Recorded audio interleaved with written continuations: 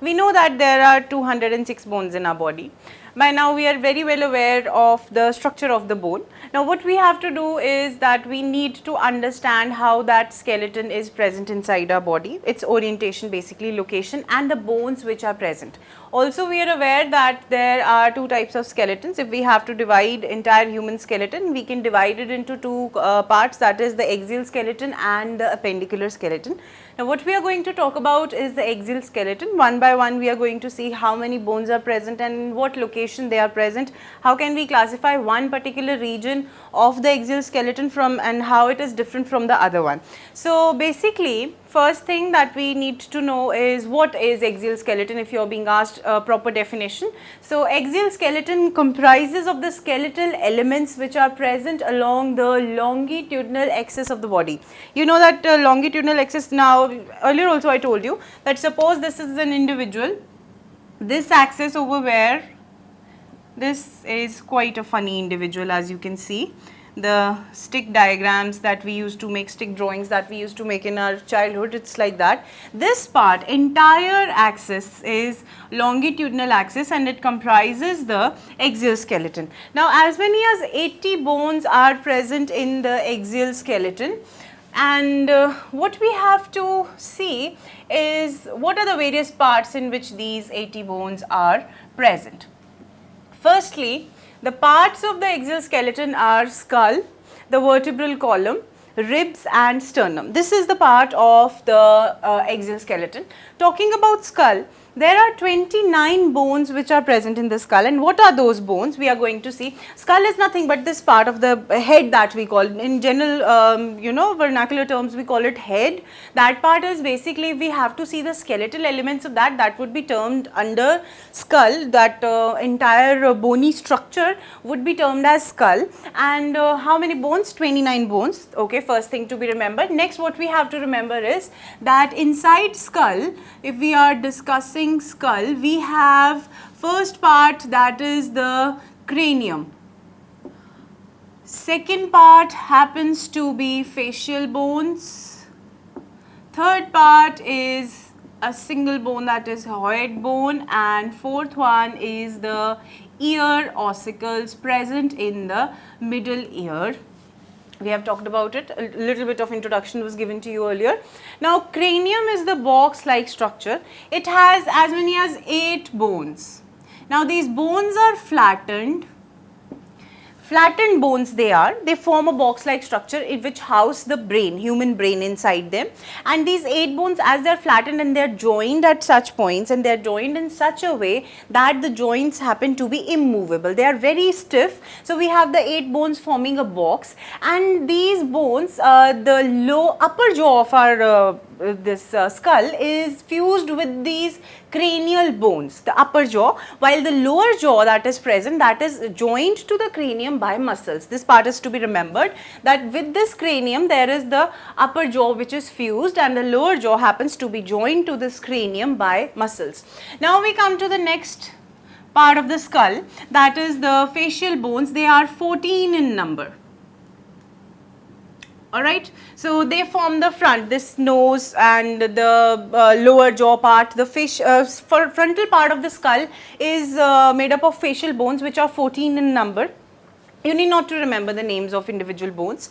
If you can remember, when we study the skull diagrammatically, that time we will discuss the names, but for now you have to remember the number of bones, and importantly you have to remember that the eye sockets and the nose bones, they are present in the facial bones.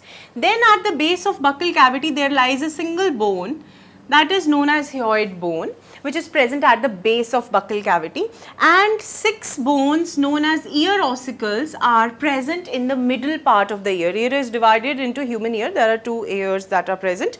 There is external ear, middle ear and internal ear. The middle ear has 3 bones present in it which are known as ear ossicles, 3 in each, so in total they become 6. And the ear ossicles, you need to remember their names because they are of great importance in from exam point of view. Otherwise also, if you have interest in the human skeleton, you can memorize each and every bone if you want to, but these you have to remember that malleus, incus and stapes are the 3 bones which are present in the ear, and they are the smallest bones of our body. So this is what we have in skull. Next what we have is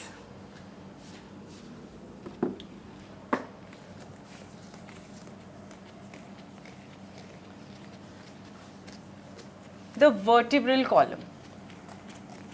Now in the vertebral column there are 26 bones, and the term used for the bones in the vertebral column is vertebrae. So there are 26 vertebrae which are present. Now when we talk about vertebral column, first thing, it starts from the brain. That is not brain, I'm sorry, it starts from the skull. Skull has 2 round protuberances present in it at the end of the occipital bone, and those protuberances are known as occipital condyles, which are present. They are 2 in number. These occipital condyles, they articulate with the vertebral column with the first vertebrae. The name of first vertebrae is atlas. Second one is axis, and these happen to be the part of cervical vertebrae. So the occipital condyles, they articulate. This part is of skull, alright, and this atlas part, there is an articulation present. There are 2 occipital condyles. The atlas comes and articulates over here. The atlas being the first vertebrae, there is articulation, and what we have to learn over here in the vertebral column is the vertebrae, how they are named, how much they are in number. Now they are named accordingly. The name is given such that the region basically where they are present, named in such a way they are. First 7 vertebrae are cervical, then we have thoracic vertebrae, they are 12 in number, then we have lumbar vertebrae which are 5. Then comes 2 fused bones. They are triangular bones which are having many bones fused together. The first fused bones is known as sacrum, and the second one where the vertebral column ends is known as coccyx. So this is what is the vertebral column all about. Now this vertebral column is house for the spinal cord. Spinal cord that originates from the foramen magnum of the brain, it passes through the vertebral column. That means vertebral column is a hollow bone structure which has a hollow cavity inside it, that becomes the passage of spinal cord. So in total we have 26 vertebrae. How they are named, that you have to remember. What is the number? That is what is the number of each region of the vertebral column, that you have to remember. And another thing, if you can remember, that is the first cervical vertebrae is atlas, and the second one is axis, and the remaining 5 are there. Then there are thoracic vertebrae, then the lumbar ones, sacral and coccyx, and inside each vertebra there is spinal cord which is passing through the hollow cavity inside it. Next is ribs. Now in case of ribs, you know that our body has rib cage which houses the diaphragm and the lungs. Heart of course is present over there. So basically this ribs is, these ribs are providing a protective structure to the important visceral organs. When we talk about ribs, first thing you have to remember is that they are 12 in number. Yes, of course they are 12 in number. Why they are 12 in number? Because they form the rib cage which is in the number being similar to those of the thoracic vertebrae. That thing is kept in mind, alright. Now the thoracic vertebrae were also 12 in mind, 12 in number, sorry. Now what we have to remember is, because the ribs, they have to form a cage, there are 12 pairs of ribs which are present. They have 2 facets basically. Now those 2 facets form the rib cage basically. What is there in the ventral side? Now supposedly you have a circular structure, and consider your own skeleton if you can. The dorsal side, that is of the back. The dorsal side is having the vertebral column. So, the vertebral column lies towards the dorsal side. So, the rib cage has dorsal side, which is the vertebral column, and there are 12 thoracic vertebrae where each facet of the rib comes and articulates. This is the dorsal side. While on the ventral side, there lies a bone known as sternum, which is a flattened bone almost 15 centimeter in length, and the front facet comes and articulates in the sternum, and the joining happens to be that of hyoid cartilage or hyaline cartilage, not hyoid cartilage. Hyoid is a bone basically.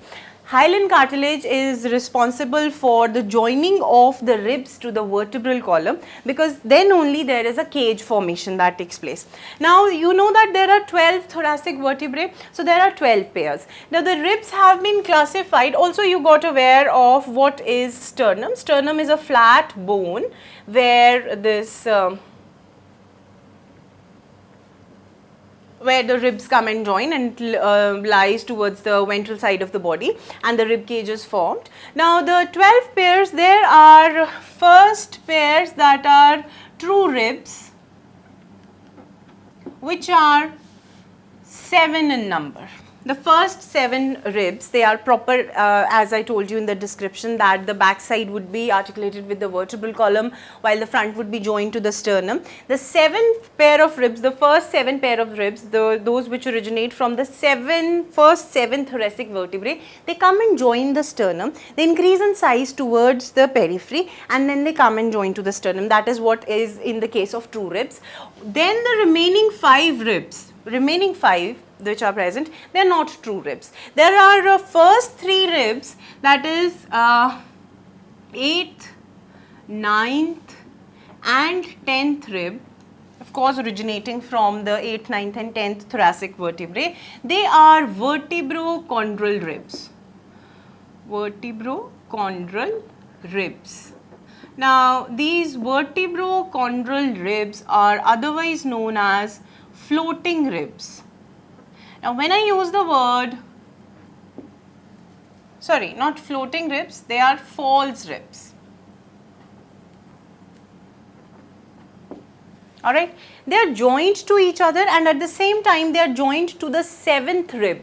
The 7th rib that is present, they are joined, all this 8th, 9th and 10th, they start from the vertebral column, they are joined to each other, and then they are joined together to the 7th rib, and that is why they are known as false ribs. The last 2, that is the 11th and the 12th pair of ribs, is of the floating ribs, which is 11th and 12th. They originate from the 11th and 12th thoracic vertebrae, and they do not join anywhere. That means they are present as it is, which you feel, if you touch over here, you do feel the bone that is quite hard. That is those are the floating ribs which are present anteriorly. They do not come and fuse with these false ribs or the sternum, hence they are known as floating ribs. So, this is all about the axial skeleton. We have got an account of how 80 bones which we said are present in the axial skeleton, how they are arranged, where they are arranged, what is the number in each part, and the skull houses the brain, it has the facial bones, the cranium is present,